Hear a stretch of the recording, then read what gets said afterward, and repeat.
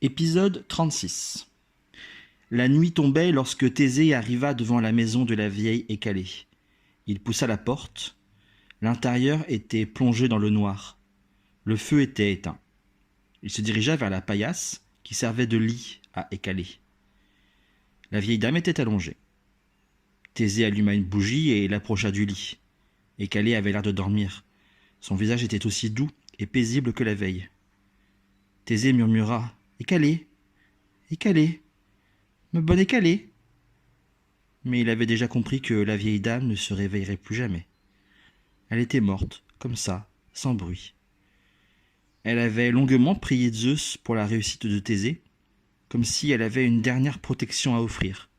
Et puis, elle était partie pour toujours. Sur le visage de Thésée, des larmes coulaient.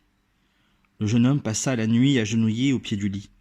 Il veilla le corps de la vieille dame comme elle l'avait veillé la nuit précédente. À l'aube, des voisins entrèrent pour préparer les funérailles. Thésée caressa doucement la main d'Hécalée, déposa un baiser sur son front et partit. Le souvenir de cette grand-mère qu'il avait choisie et aimée ne le quitterait jamais. Le retour vers Athènes fut rapide. L'arrivée fut triomphale. Le taureau féroce était aussi docile qu'un agneau. Thésée l'amena jusqu'aux portes du palais, accompagné par une foule encore plus grosse que la première fois qu'il s'y était présenté. Il déposa le taureau aux pieds de son père. Sincèrement impressionné, le roi Égée remercia Thésée et il organisa aussitôt un grand banquet pour fêter l'événement. En se rendant à la salle d'honneur, Thésée se perdit dans les couloirs du palais. Il se retrouva nez à nez avec un serviteur qui n'était autre que Hermès. Ils tombèrent dans les bras l'un de l'autre comme de vieux amis. Thésée rit de bon cœur en constatant que le dieu s'était habillé en serviteur. Il ne pouvait s'empêcher de se glisser partout chez les hommes et il n'aimait rien tant que se déguiser pour passer inaperçu. Mais Hermès coupa court à l'hilarité du jeune homme et lui chuchota d'un ton précipité. « Thésée, il faut que tu te fasses reconnaître de ton père ce soir même. Crois-moi, sinon Médée obtiendra ta perte. »« Tu es sûr de ce que tu dis ?» demanda Thésée. « Absolument certain, » répondit Hermès. « J'ai surpris une conversation dans les cuisines. L'une des servantes de Médée disait à un cuisinier que la magicienne avait concocté des potions toute la nuit. Et elle a ajouté « Je suis sûre cette fois que le beau héros à la queue de cheval est menacé. Méfie-toi, Thésée, je t'en conjure. » Pendant ce temps, dans la chambre du roi, Médée continuait de comploter. « J'ai tout préparé, disait-elle au roi Égée. Regarde, dans ce flacon, il y a un poison mortel. Personne ne peut en réchapper. Il contient quelques gouttes de la bave de Cerbère. » Le roi Égée ne put s'empêcher de frémir. Cerbère, le monstrueux chien à 3 têtes, gardien des enfers. Il avait beau savoir que sa femme était une magicienne, elle lui faisait parfois peur. Le roi avança une main tremblante vers le flacon. Médée l'arrêta d'un geste. « Non, non, c'est moi qui mettrai du poison dans son vin. Toi, tu te contenteras d'offrir à ce Thésée la coupe de vin que je te tendrai. » Égée approuva en silence. Le banquet était grandiose. Plusieurs centaines d'invités se pressaient autour des tables recouvertes de plats. Thésée était heureux de se voir ainsi fêté, mais son chagrin d'avoir perdu Hécalée ne s'effaçait pas.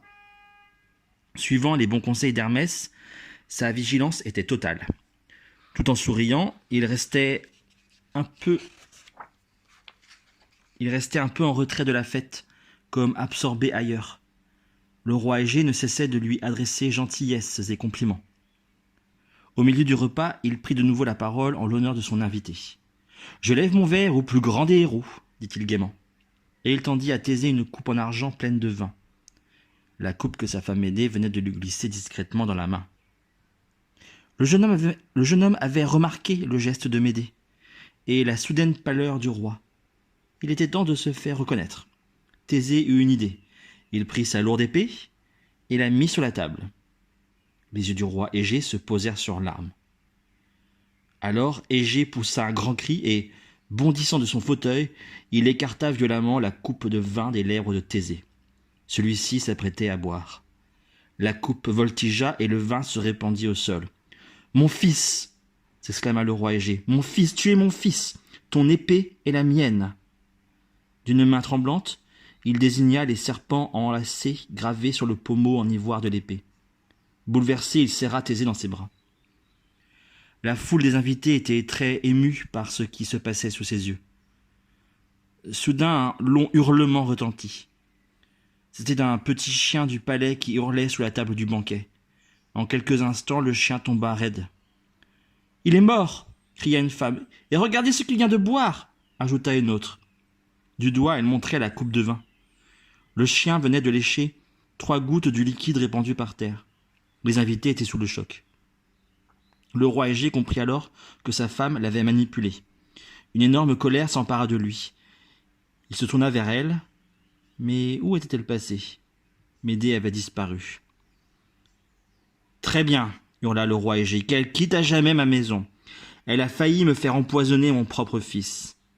Et que mon cher fils Thésée soit présenté ici à tous. » Des cris de joie fusèrent. Thésée rayonnait de joie. Il n'entendit pas Hermès murmurer. « C'est maintenant que tes ennuis commencent. »